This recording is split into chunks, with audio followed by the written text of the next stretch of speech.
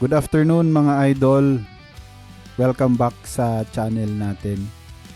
So for today's video, mag-update lang ako and this is parang off-stream update. I know some viewers would want na off-stream lang. And I know na mas dragging naman kung ang tawag dito sa Tagalog.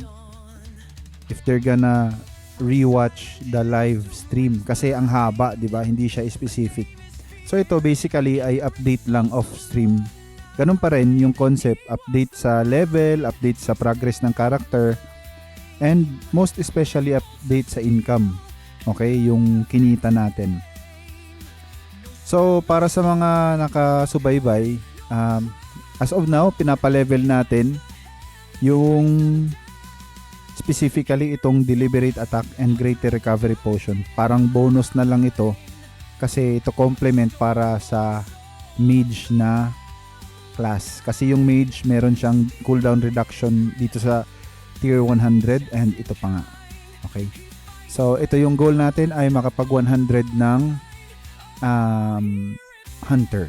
Yan. So yan yung parang update in terms of class progress.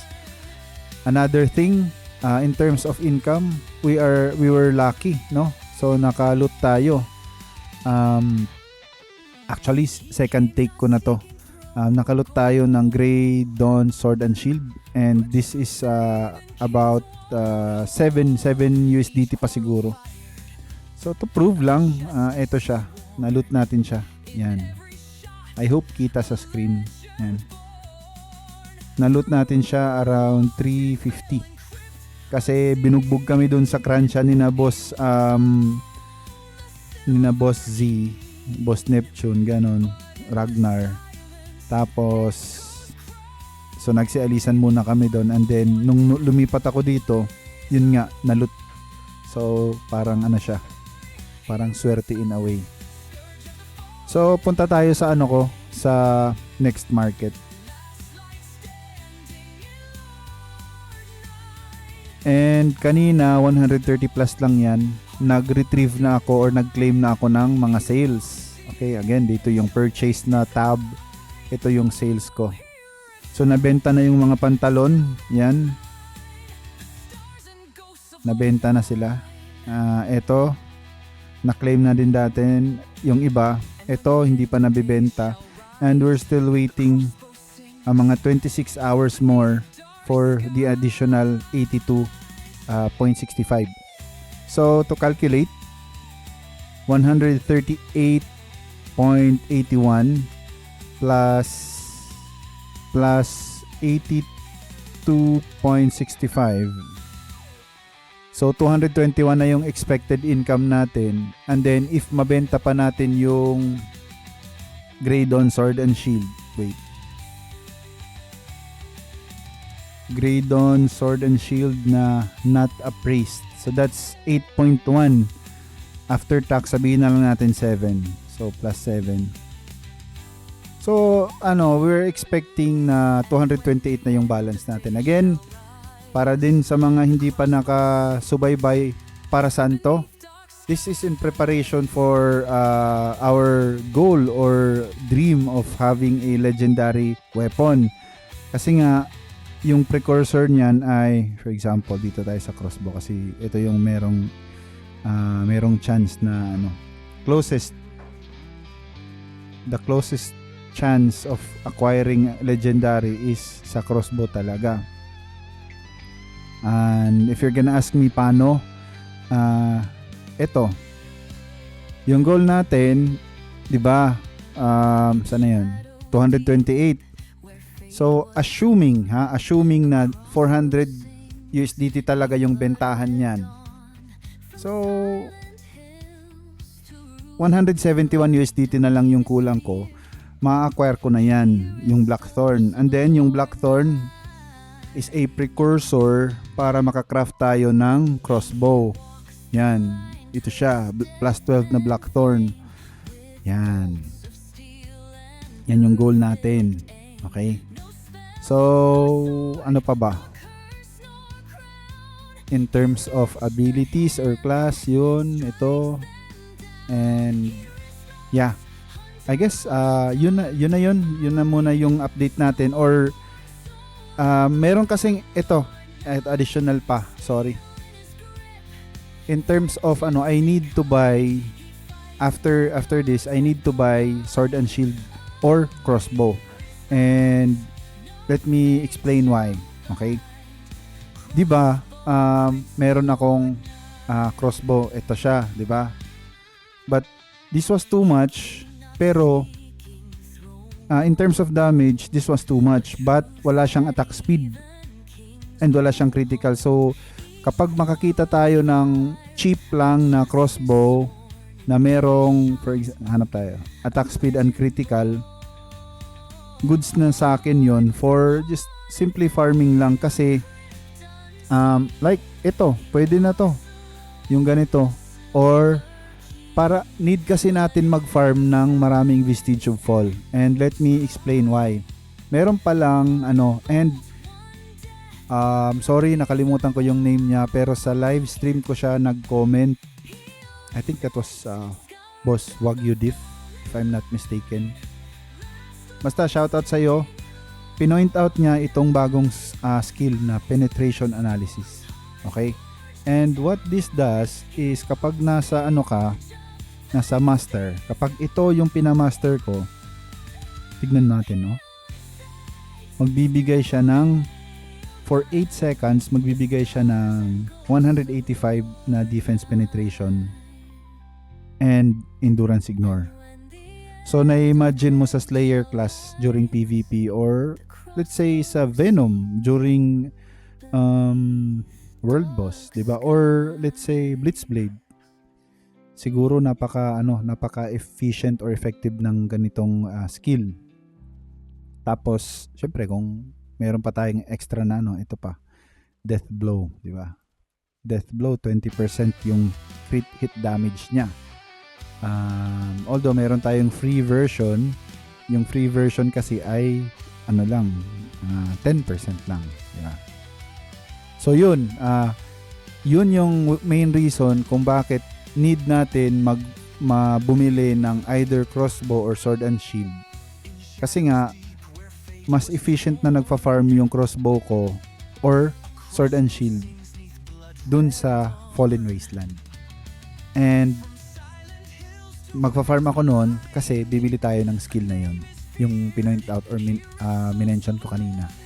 And by the way, para din sa mga hindi pa naka-catch up, meron na tayong enough resource to buy skill from Arena Token. Pero hindi pa natin ginagastos kasi I'm still not yet decided kung ano talaga yung parang magiging main weapon ko. Kapag kasi kunwari pinili ko ay Swordmaster or Destroyer, hindi naman siya kasi hiyang sa mga, for me lang, hindi siya hiyang sa range na character or weapon. So hintay-hintay lang muna tayo. So that's it lang muna for this video. I appreciate those who expressed their interest or enthusiasm na nagwa-watch talaga sila sa off-stream. Pero minsan din I need to do it live stream kasi nga boring pag naglalaro ako, di ba? Alright, good afternoon sa ating lahat. Ay wait, may isa pa. I need to do it off stream pala. So parang humahaba na yung video. I'm sorry. But I have to include this. Kasi reserve ko talaga to for you. Para sa mga off stream nanonood, di ba? So meron tayong mga na-loots na items and we're gonna process it now. Balik muna natin yung kasi baka baka yung tawag namin dyan sa Bisaya, baka makuyayi, diba? Baka makuyayi. So, or baka ma-disquiding. So, dyan lang muna yan. Let's retrieve the rare ones. So, I'll be showing you kung since my last live stream until now, kung ilan yung roughly yung mga na-earn ko na mga items or na loot na gagawin nating gagawin nating temporal piece para maging pera. Okay, so pag sufficient yung quantity niya, additional income na naman to, di ba? Wala na. Wala na ba? Let's double check. Ito. I think I'm reserving this for my alt. So, dyan na muna yan.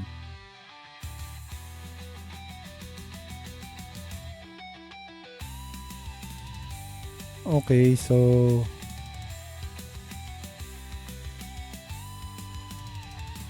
pra-process muna natin sila.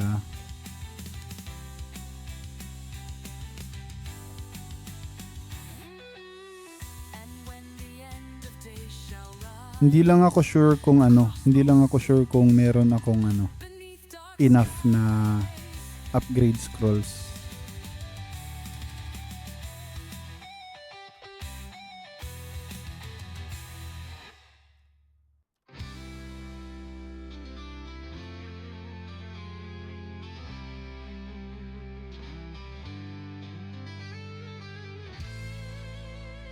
Bakit? So talaga nila na one by one i-click-click. Ay, tangi. Sorry. Again, I'm just including this video kasi for transparency, nakikita nila na dito nga natin yung mga loots natin ay pre-na-process natin and then dinidismantle. Hindi ko ina-upgrade yan. Malabong malabong. So di-dismantle na natin sila. Ay, ba't hindi ito, ba't hindi yung kasali? Yung epic. Wala na kayong value. Ano yung stats nila? Check natin. Oh, defense. Tapon pa rin. Tapon. Wala na silang value sa panahon ngayon. So, yun, we're about to dismantle a batch of armors. Dismantle natin sila for temporal peace and profit. Yan.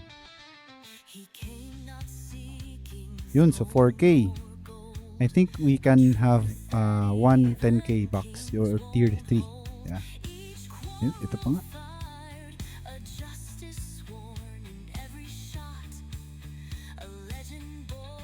Yun. So, kunin natin yung sa storage. Kunin natin yung 5K. Meron akong 5K dito. And right now, I have 11.5. Yan. So, craft tayo ng isang yan yung pinaka-paborito kong ibenta pag ganyan na siya. So, binibenta ko siya by 10K and then babalik naman sa inventory for stashing. So, dyan lang muna siya. 1.5 na naman and another. Again, this was since my last live stream. So, kung kailan ako last nag-live stream until now, yun yung mga na-loot ko. Regarding sa spot kung saan Ruins of War, TOT, palipat-lipat lang ako. Pero napansin ko nga, again, merong nag-comment sa video ko or sa live stream ko na mas efficient daw or mas marami daw yung drop dun sa lower maps. And yes, mas marami akong nakukuha dun sa DM1 kapag nasa soft mobs ako. Okay, so yun lang muna ang update. Meron na naman tayong additional income. Ito siya. And meron tayong ito. Sana yung yan. So ibebenta natin to. Alright. Good afternoon sa ating lahat. I hope na-enjoy nyo yung video ko off stream and live stream. Keep grinding.